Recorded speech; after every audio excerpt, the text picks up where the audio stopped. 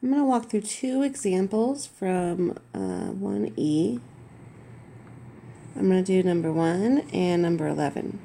So starting with number 1, we're just going to convert the following percentage into decimal.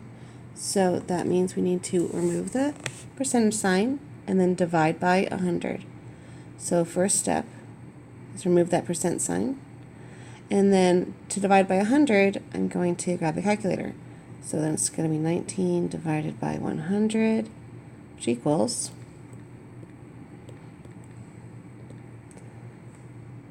and the decimal is 0.19 or 19 hundredths.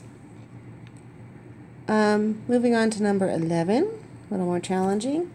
This is a two-stepper.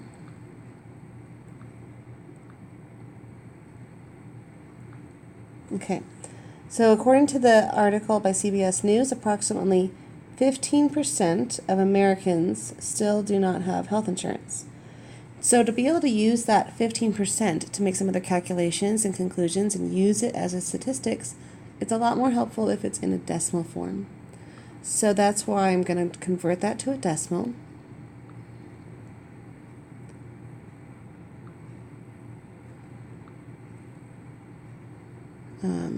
Okay, so 15% as a decimal means I remove the percent sign and divide by 100. So I go 15 divided by 100. So I get a decimal of 0.15. So now I'm going to use that decimal to fill in this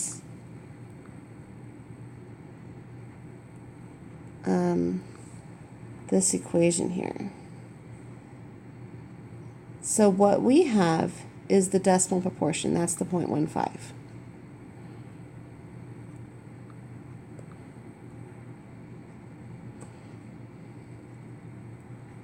This thing is the decimal proportion. Now in this next sentence, it's going to say use part A to answer the following. Approximately 78,300 people live in Chino Hills, California. If the CBS article was correct, how many people in Chino Hills would we expect to not have health insurance? And round your answer to the nearest ones place. So the next thing we're given is approximately the total number of people that we're looking at. The total number of people in Chino Hills, that's the total. And the thing we're interested in is how many people in Chino Hills would expect to not have health insurance. So how many people fit that category? So the number of people, that's going to be the amount. And then if I can just plug in the decimal proportion times the total, that is 15% of the 78,300 people gives me, get a calculator here, so I already have 15% in the calculator, times 78,300.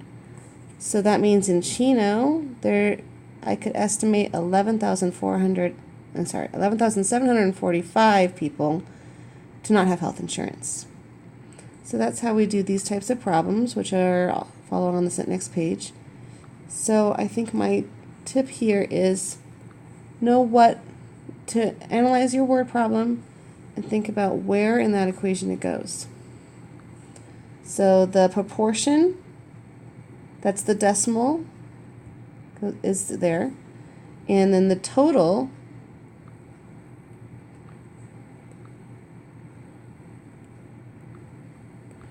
that total right there is total number of people that are in the entire group you're looking at.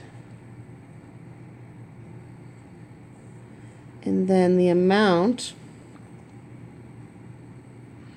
that's the number of people that satisfy the trait you're looking at. And here it's how many do not have health insurance. So the purple, the amount, is the number of people that fit the restriction you're looking at. And that restriction is do not have health insurance in this particular example.